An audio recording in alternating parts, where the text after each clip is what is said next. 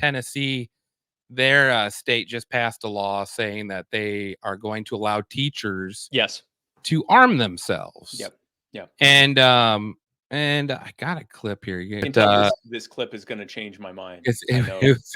This is a teacher talking about it. Would you play a little bit of it? I thought you'd, of course, like to see it.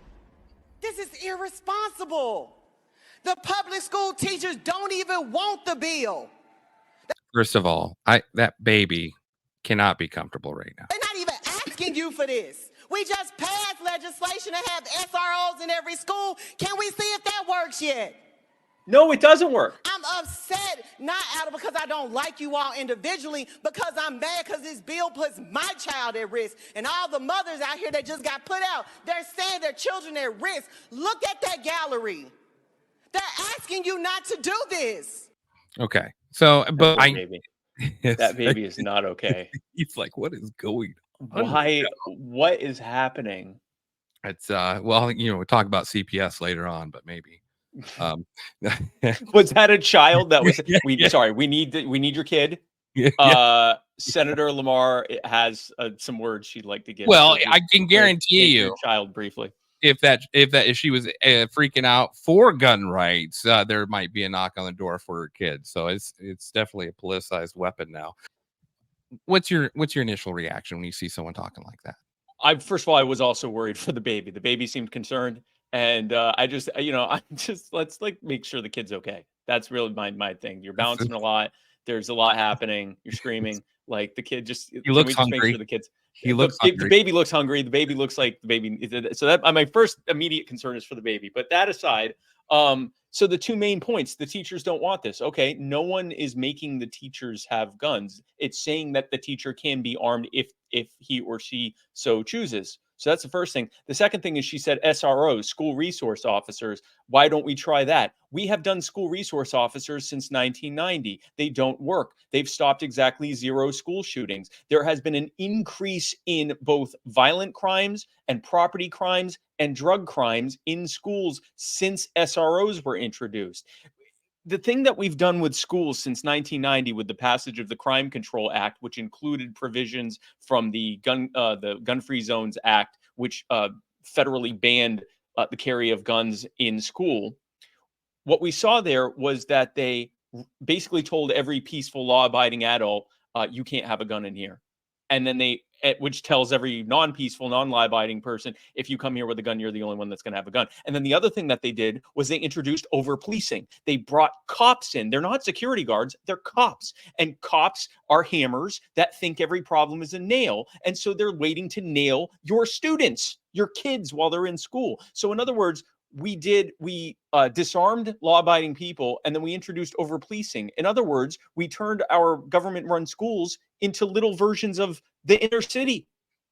And then we're shocked when violent crime goes out of control there. Well, that's the same conditions that leads to out-of-control violent crime in the inner city. So what did we think was going to happen? So when she says, that's why I yelled, and I hope the baby didn't hear it, but when she said that, let's try SROs, we've tried SROs for 34 years now. They don't work. That doesn't work.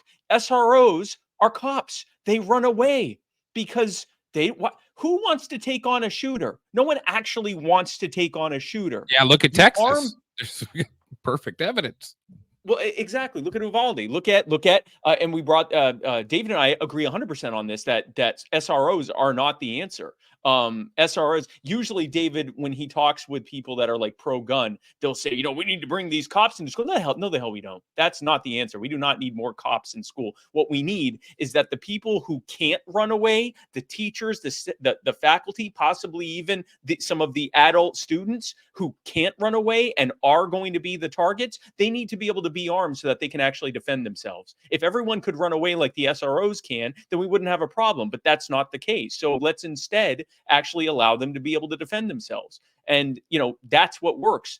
We prior to the implementation of the gun-free zones with the Crime Control Act, there were maybe 3 to 5 or school shootings a year, and the vast majority of those school shootings were a kid is usually it's gang related. It's a kid goes in and kills another kid, or retaliates for a crime that happened outside of the school, or maybe retaliates for another school shooting. But they were happening. Now they're happening dozens of them a year. Well, they're happening because we literally we took the very successful public safety model that we use in the inner city of disarming law-abiding people, so that the criminals can run roughshod over everyone, and then over policing everyone, so there's even more criminality. And then we're shocked to discover that we had the same results as we've had in the inner city. It doesn't work.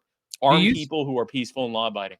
When you see, legislation, because despite this woman and her pleas, and I'd like to believe that she's genuine, but I think she believes that. Yes, I think and I think there is a majority of people who and believe the same as her.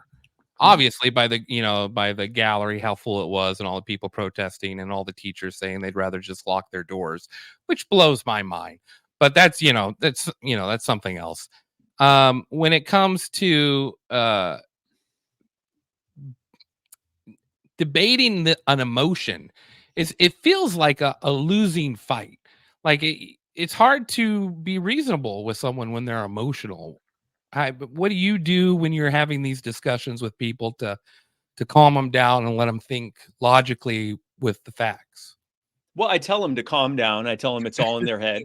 And I say, look, I don't care what you think. You're wrong. That's one thing I do. That's really very effective. I sometimes I tell them the thing you're saying is completely made. You made this up. This isn't real. I find that's very effective. No, I think when someone is truly like highly in their emotions, it's going to be hard to reach them. And in those cases, the best thing you can do is basically say, I agree with you that this is a problem. We just disagree on how to get there. I was actually expecting that there would be a gun control version of Lily Tong who would approach me during the Q&A. I was prepared for someone to say, I lost my son or daughter, or husband, wife, whatever, in a school shooting or in a mass shooting event, and how can you tell me that we need more guns when I lost one of my loved ones to a gun? I was waiting for that, and it never happened. So I was like, no, no one's gonna. Okay, all right, well, that's good. Now, meanwhile, I was in New Hampshire, which is the safest state in the country, also one of the most gun-laden states in the country. So that's probably why that didn't happen. But I was kind of waiting for that. My response was going to be that I'm not going to try to, in your mourning for your loved one, try to explain to you why guns are great. What I'm going to tell you is that I believe that that we can look at the facts and see that guns are not the problem. But I also and I would have also made a point of saying, I'm not going to be able to answer your question in the 2 or 3 minutes they've asked us to limit it to, but I'm happy to talk with you afterwards as well. But that moment never came. Instead, David got his moment with the why do you want us to be like China? But that I think when someone is that highly emotional, there's only so much you're going to do. And at that point, especially when it's a public thing like that, the best thing you can do is kind of talk. You're not talking to them. Your message isn't going to reach them. It's going to reach the people that are watching.